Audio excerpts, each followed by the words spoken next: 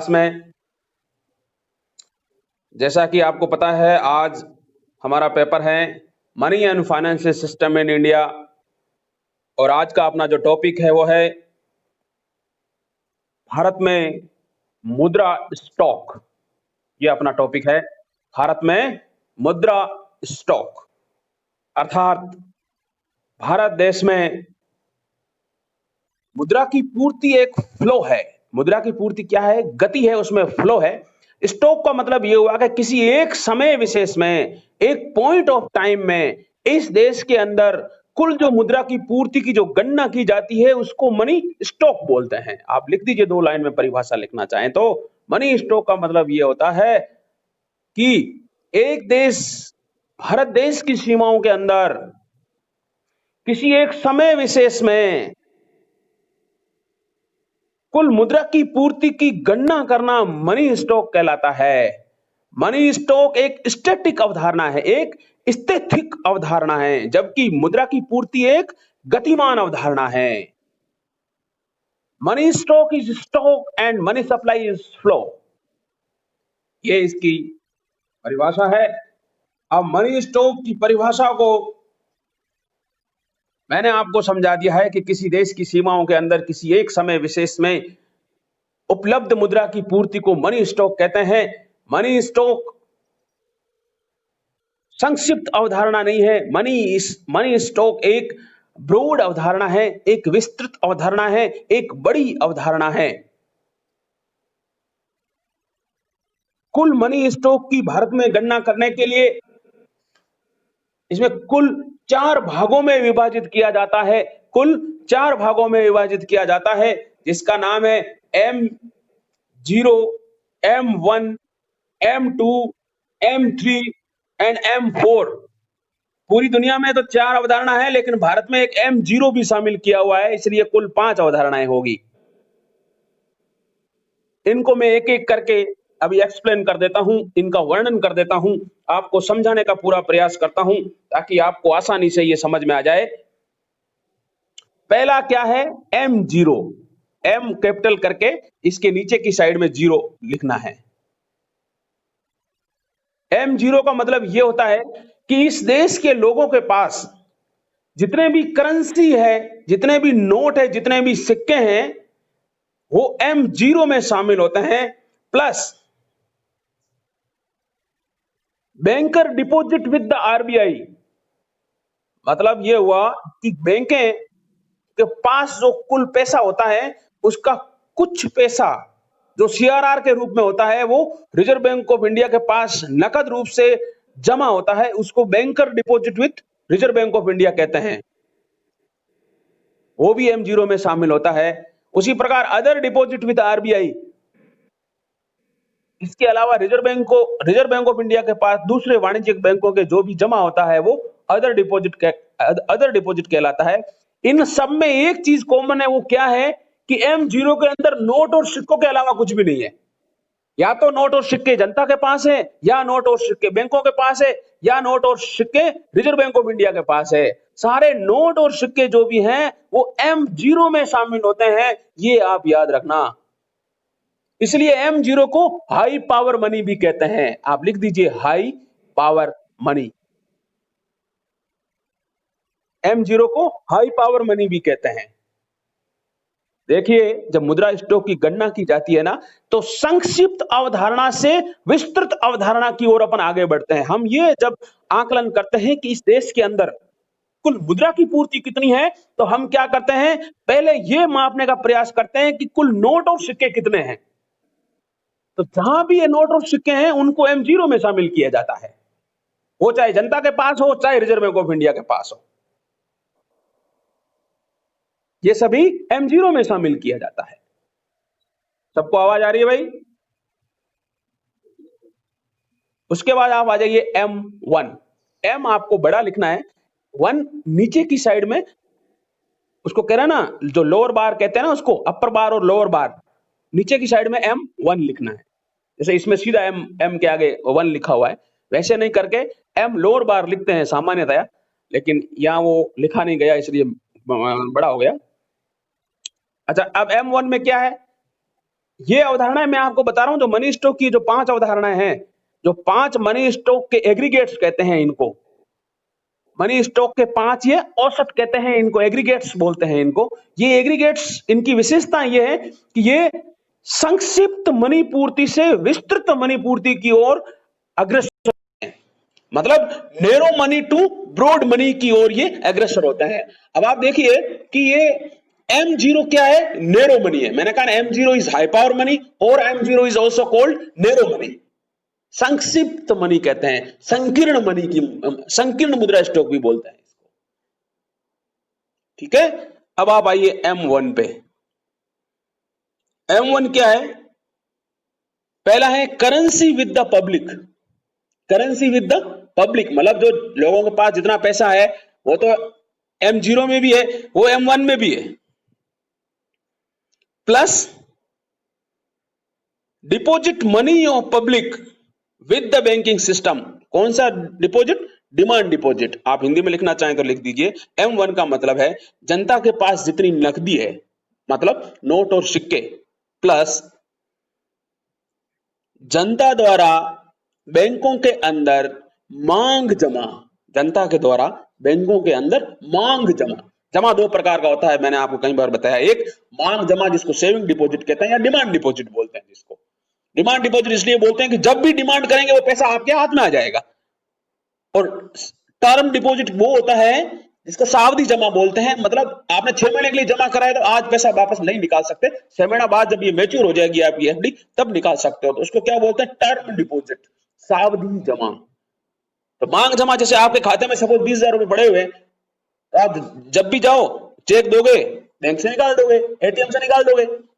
लेकिन यदि आपने एफडी करवा रखी है 6 महीनों की, तब आप उसको निकाल नहीं पाओगे। इसको क्या बोलते हैं? Term deposit. इसलिए M1 में करेंसी और सिक्के प्लस टर्म डिपॉजिट, सावधि जमा। सॉरी नॉट टर्म डिपॉजिट, मतलब मांग जमा, डिमांड डिपॉजिट बोलते हैं इसको। ठीक है, plus other deposit with the RBI. अब आप देखना, एक देखो इसमें M0 में एक था banker deposit with the RBI, वो था ना एक। अब इसमें ये क्या हुआ, वो कहां गया? एक्चुअली वो इसमें आ गया, जो मांग जमा है ना, एक्चुअली मांग जमा का ही कुछ पैसा रिजर्व बैंक ऑफ इंडिया के पास नकद रूप से वो रखा जाता है, इसलिए वो इसके अंदर आ गया, इसलिए उसको इन्होंने नहीं दिखाया। लेकिन other deposit with the RBI भी शामिल है इसके अंदर M1 में। ठीक है, तो M0 और M1 में क्या फर्क है? M1 में मांग जमा भी आ गया है, जबकि M0 में मांग जमा नहीं था। ये डिफरेंस है M0 और M1 में। ठीक है, धीरे धीरे आगे बढ़िए। फिर आइए M2। M2 M2 क्या है? M2 का मतलब है M1 के अलावा क्या है? M1 तो पूरा है इसके अंदर।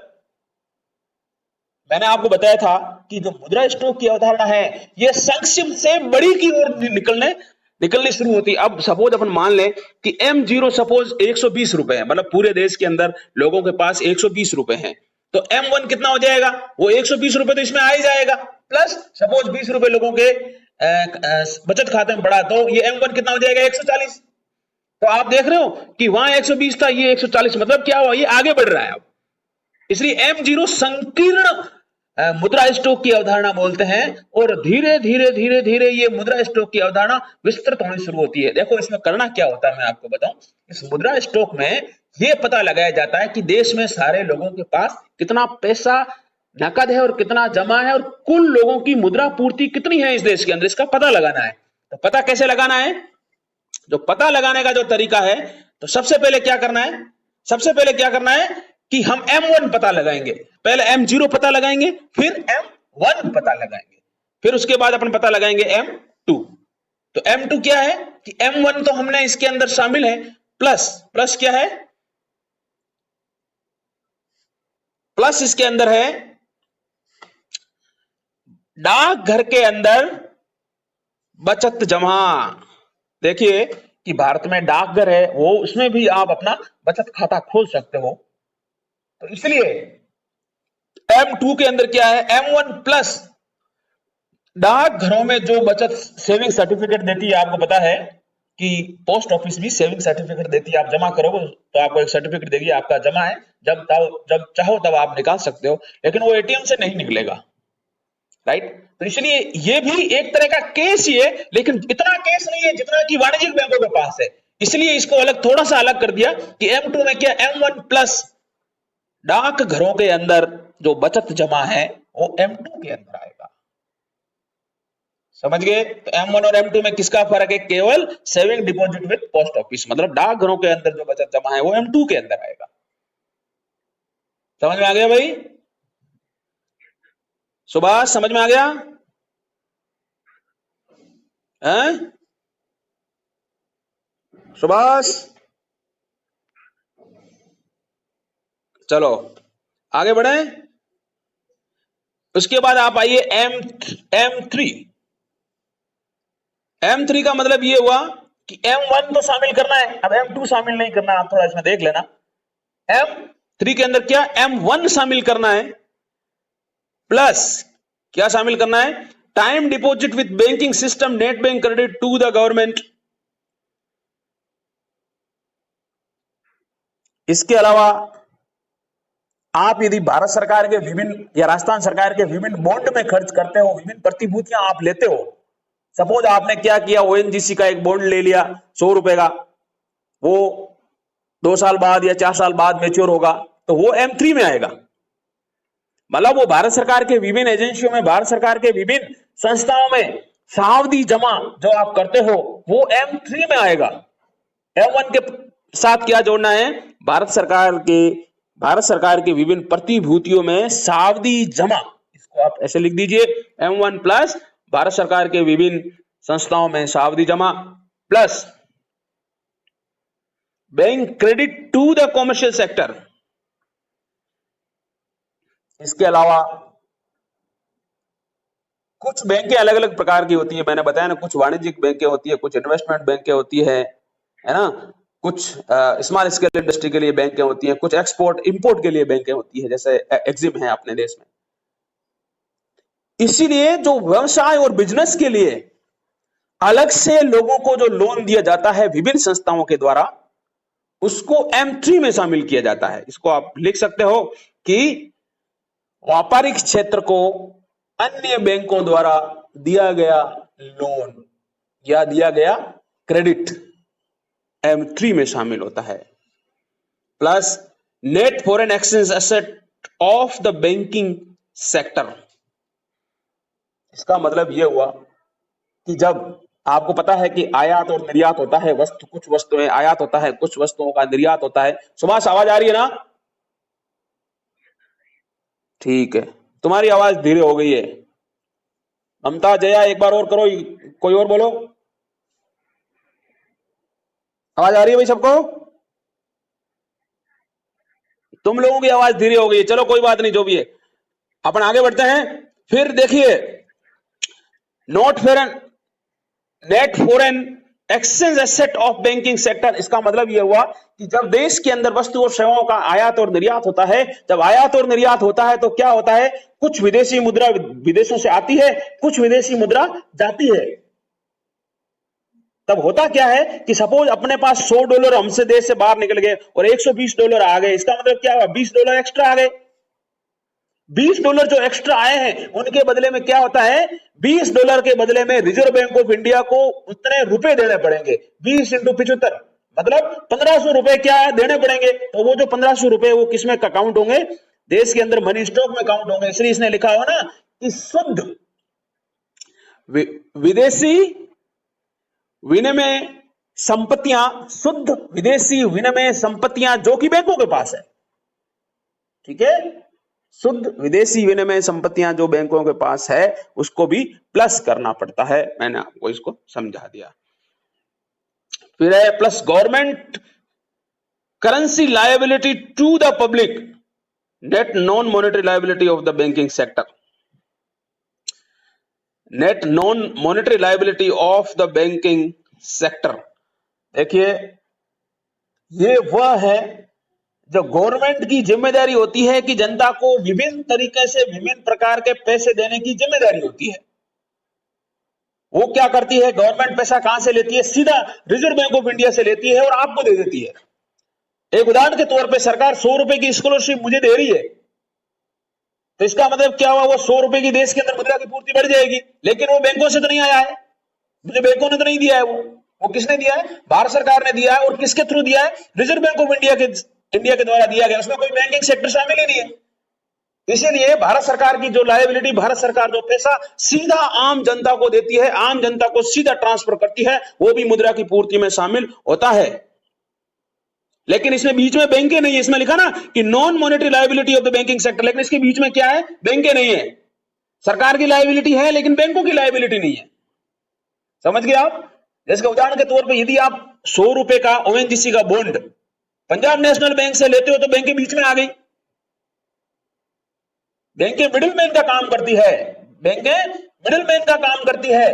जब बैंकें मिडिल है तब तो बैंकिंग सेक्टर की भी लायबिलिटी होगी साथ में, लेकिन कुछ स्कॉलरशिप है, कुछ पैसा है, कुछ कॉलेज बनाने का पैसा है, कुछ हेल्थ में, आपको पता है नेशनल रूरल हेल्थ मिशन इतनी बड़ी योजना सरकार की, अरबों रुपए सरकार खर्च करती है। उसी प्रकार सर्व शिक्षा अभियान शुरू हुआ तो अरबों रुपए सरकार ने खर्च किए। ये जब अरबों रुपए सरकार खर्च करती है तो इसके अंदर बैंकों की जिम्मेदारी नहीं होती है, केवल और केवल सरकार की जिम्मेदारी होती है। तो इसलिए वो भी मुद्रा की पूर्ति में शामिल होगा, जिसको अपन कह सकते हैं कि सरकार की जनता के प्रति जिम्मेदारी के तौर पे किया गया खर्च, लेकिन इसमें बैंकें शामिल नहीं है, वो भी इसमें M3 में होगा। समझ में आ गया भाई सबको?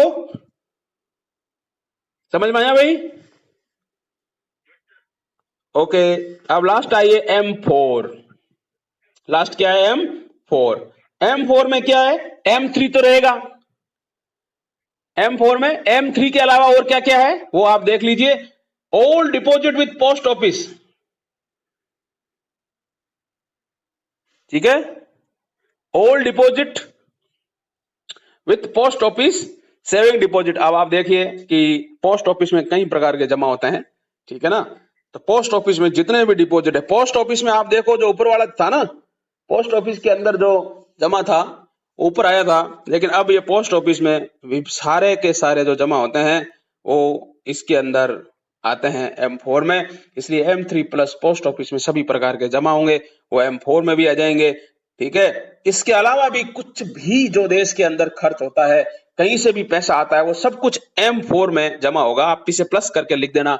इसके अलावा अन्य किसी भी प्रकार का देश के अंदर मुद्रा की पूर्ति को प्रभावित करता है वो सब इसके अंदर शामिल होगा। बहुत सारी छोटी छोटी चीजें होती है, इसका यहाँ वर्णन करना उचित भी नहीं है, और उनका क्योंकि ये इतना छोटा होता है कि उनका ठीक है, उनको ज्यादा ध्यान उस पर नहीं दिया जाता है। इस प्रकार भारत में जो अपन ये कहते हैं कि अब इसके अंदर सबसे मुद्रा की पूर्ति की सबसे विस्तृत अवधारणा कौन सी है, वो है M4। कौन सी है, M4। और सबसे संकीर्ण अवधारणा कौन सी है, M0। इसके अलावा भी कह सकते हैं कि सबसे ज्यादा हाई पावर मनी किसमें है, M0 में। सबसे ज्यादा तरल कौन है, M0। तरल का मतलब है किसको सबसे पहले नकद किया जाता है, या नकद के रूप में डिस्कस करें तो सबसे ज्यादा नकद कौन है, M0। M0 तो मतलब क्या है, नोट और सिक्के जो आपकी जेब में ही तो होते हैं, तो इसका मतलब आपके पास ही कैश ही है।